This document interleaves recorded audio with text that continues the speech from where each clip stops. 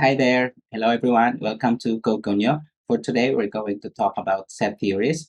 So, when we talk about set theory, it's actually a mathematical or a branch of mathematical logic that actually deals with sets, which can be formally described as a collection of objects. So, basically, we use this to explain how to combine two shapes together, like union, intersection, and etc.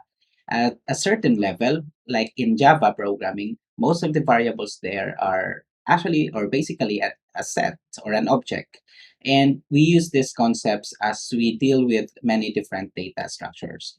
Now, today we're going to talk about the types of sets, and we have actually different types of sets, and these are like finite sets, infinite sets, equal sets, equivalent sets, and even empty sets. Now let's go visit and discuss them each one by one.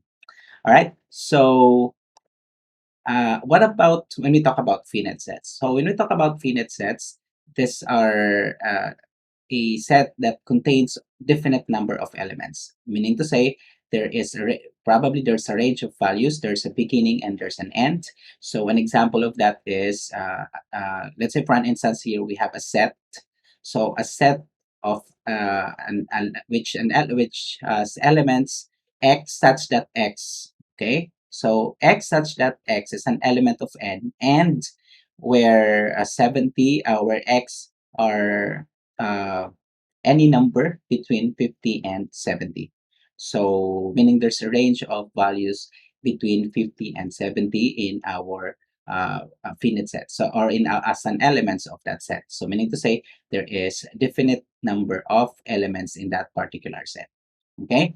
Another is there's also this what we call infinite set. By the way, we usually use finite set. Let's say it can be like applied to an array. We want to like initialize a number of elements in an array specifically. There's definite set of elements there, and um, also if we're going to apply them in a loop. So basically, if we're going to be using counter controlled loop, then of course, counter control loop is going to base only on the loop control variable where it is the basis for ending or terminating the entire loop or execute terminating the execution of the loop. So that's definite or finite that's finite or definite loop. Okay, so there's also this what we call infinite loop. So basically, it comes with the idea of infinite sets. Infinite loop, that is an internal, meaning it is going to execute eternally. So it's a never-ending loop. So it's forever going to execute the statement inside of our statement block in our loop. So right here we have infinite sets. So the same with again in the application of infinite loop. So infinite sets are or is infinite set is a set that contains or which contains an infinite number of elements. So just like for an instance, if we have an elements in our set, an x such that x is an element of n, where x is a number greater than 10. So all numbers greater than 10 would be up to the infinity. Okay, so that's what we call infinite set. Okay, now let's talk about subset. So when we talk about subset, this are it's if an element or every element of a certain set is an element also of another set. So let's say for an instance, we have here two sets, x and y, and we have here x, 1, 2, 3, 4, 5, 6. So basically numbers from 1 to 6. And we have also y here. It has two elements, which are 1 and 2. So as you can see, they have in set y, it's a subset of set x because all the elements of set y is actually in x. So we can I mean it's very obvious that the elements of y can be also found in the elements of X. So hence, we can write the Y is a subset of X. So another example would be 1, 2, 3, and X uh, set. It has three elements, which are 1, 2, 3, and also with the Y, it has also 1, 2, 3 there. And then here we can say that it's a subset, that Y is a subset of X. However, this can be denoted as not a proper subset because all the sets in that in the X and Y are actually the same with the element. They actually have both the same elements. They have both uh, elements which are actually identical.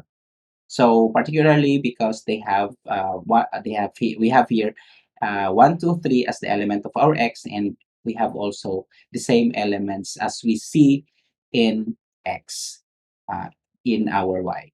Okay, therefore we can say, or we can write that X or Y is, or X is not it's not a proper subset of it's a subset of Y, but it's not a proper subset of Y. Another one is proper subset. So when do we know, when do we say that a set is a proper subset? So we know, or we denote, or the term proper subset can be defined as a subset, but it's not equal to. So meaning to say, if you have two sets there, let's say X and Y, and X can be a proper subset of set Y if and only if every element of X is also in an element of set Y. But it should be like the other set, or the set, or the set X should be less than its cardinality of Y. So just like for an instance here, we have by the way, when we talk about cardinality, the number of elements in a particular set. So let's have here X. Uh, we have set X here, 1, 2, 3, 4, 5, and 6. And then we have here another set for our Y, which has elements 1 and 2. So here we can say that Y is a proper subset of X because all the elements of Y are actually contained in the X2. So but as you can see, your Y is actually has only two cardinalities, and it has at least one element that is more than set Y. Okay, I mean your X has elements that is, or element that is more than set Y. Okay, so that's the time we will know that it's a proper subset. Now, how about universal set? So we can say that the set is a universal set if and only if it's a collection of all the elements in a particular context or application. So let's say, for an instance, we want to know we define the universal set uh, as in the, for example, we have the uh, all fruits in the earth, or all animals on earth. Okay, in this case, the we have different species like mammals, reptiles. So all mammals are, or all mammals rather, is actually a subset of the U, which is a universe, which is all animals of on earth. Okay, or all animals on earth. So in the same manner, we also can say that all fishes is a subset of U, because this is, all fishes are like animals, so they belong to an animal with regardless of their species. So that's what we call universal set. Okay, so the same with the insects.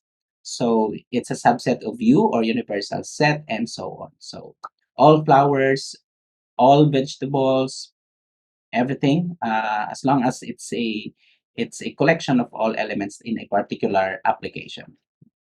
Okay, so and it's denoted or represented by U. Okay, U, or universal set. So what is an empty set or null set? Basically, empty set and or null set is any set that has no value at all. So if you're going to implement this in array, this is an array, or this is a list of this is an array, or any set in any dictionary that has no value in programming. So basically, you don't put any values in there or any value in there. So that's what we call empty set or null set. So for example, we have here a set that is x such that x is an element of n, and when x is between 7 and 8. So therefore, there is empty set here, because in between 7 and 8, it's actually there's actually not none. Okay, so that's an empty set or null set. Another one is if this particular set has only one and only one value or element in a set, then therefore we consider it as singleton set or unit set. So, and it can be applied to, I mean, in most cases, programming, like in Java, we use static we define a static to a method, to a variable, to define that variable as to tell our compiler that that variable is only going to have um, only one value in the our entire in the entire program, rather. So yeah, I mean, you cannot you just call it by the class, but not with the object itself. Okay, but not the object of that particular class. So we, as you can see here, we have the if we know, or we can say that a set is a singleton set or a single set if and only if x such that x is an element of n, and x is in between 7 and 9, and that's actually, well, that will yield 8. So basically, we only have one element. Therefore, we consider this as singleton set. Okay. So another concept or another type of set is equal set. So we will know if, or we can say that the set is an equal set if both sets have equal elements. So let's say you have here A is 126 and B you have 612 in no particular order.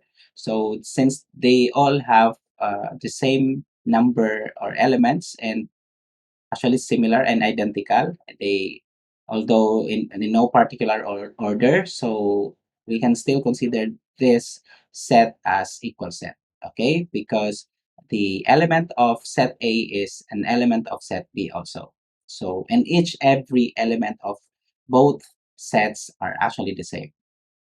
What about equivalent set? So equivalent set naman is the idea of types of it's a type of sets that has two or the same cardinalities, but even though they don't have the same values, or they don't have the same elements.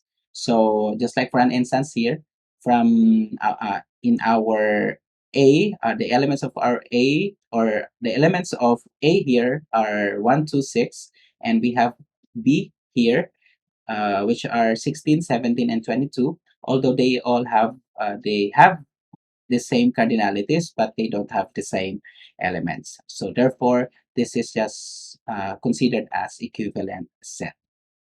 Okay, and then how about overlapping sets? So the overlapping set, if two sets that have at least one common element, so we call them as overlapping sets. So let's say we have here two sets A and B, 1, 2, 6 as an elements of A, and B, 6, 12, 42 as an elements of B, respectively.